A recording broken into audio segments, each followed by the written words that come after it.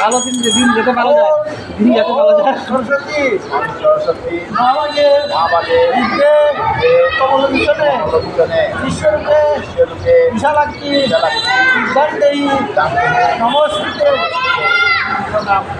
আমরা এখন কথা বলবো ছাতক চন্দ্রনাথ বালিকা উচ্চ বিদ্যালয়ের সহকারী শিক্ষক শ্যামানন্দ স্যারের সাথে, রামানন্দ চক্রবর্তী স্যারের সাথে। শ্যামানন্দ চক্রবর্তী স্যারের সাথে। আচ্ছা স্যার, বিদ্যাদেবী আরাধনায় মা সরস্বতীর পূজা কেন পালন করা হয়? এটা হলো শিক্ষার্থীদের মানস পূজা। এটা স্বভাবতই শিক্ষা প্রতিষ্ঠানে বিদ্যার্থীদের তাদের বিদ্যা লাভের উদ্দেশ্যে সমন্বয় এই সরস্বতী দেবী পূজার আয়োজন করা হয়। তিনি হচ্ছেন আমাদের বাগদেবী। গীতায় আছে ঈশ্বরের সাকার উপাসনা। ঈশ্বরের সাকার উপাসনার মধ্যে সরস্বতী দেবী পূজাটা হচ্ছে সাকার উপাসনা। এটা বরাবরই শিক্ষার্থীরা শিক্ষা প্রতিষ্ঠানে করে থাকে। হিন্দু ধর্মাবলম্বী অনেক ব্যক্তিরাই এটা বাসা বাড়িতেও করে। তাদের বাড়িতে শিক্ষার্থীরা থাকলে শিক্ষার্থীদের বিদ্যা অর্জনে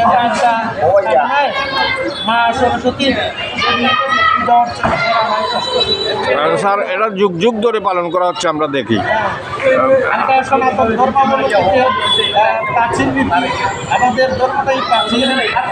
ঈশ্বর বলছেন যে আমি সাকার ভাবেও তোমার উপাসনা গ্রহণ করি, নিরাকার ভাবেও উপাসনা গ্রহণ করি। বিদায় আমরা সনাতন ধর্মাবলম্বীরা ঈশ্বরেরই সাকার উপাসনা মা সরস্বতী রূপে আমরা সরস্বতী পূজার আয়োজন করি এবং পূজা পালন করি। ধন্যবাদ স্যারকে আমাদেরকে সময় দেওয়ার জন্য। ধন্যবাদ।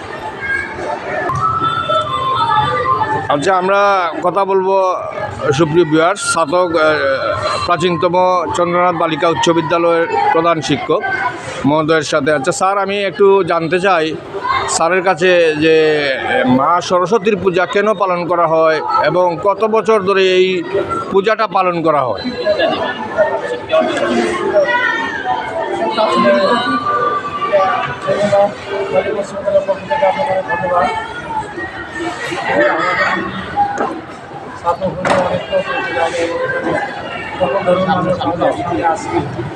এই প্রতিষ্ঠানে প্রতি বছরই নিয়মিত বিভিন্ন ছাত্রছাত্রীরা এই বিদ্যালয় আয়োজন করেন। প্রতি বছর এই বিদ্যার জন্য তারা আলোচনা করেন এবং এই বিষয়ে সহযোগিতা করেন আমাদের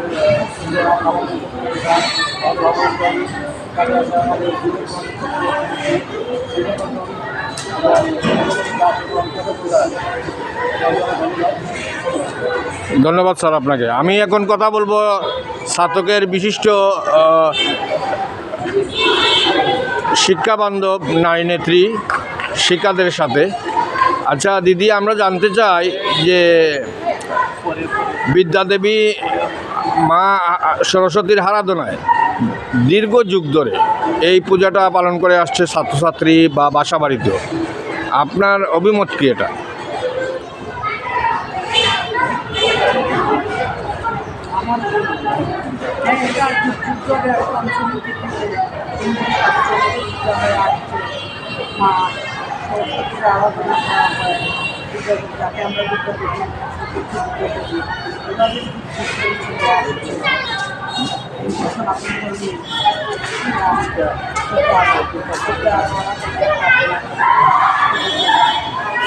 ধন্যবাদ আপনাকে।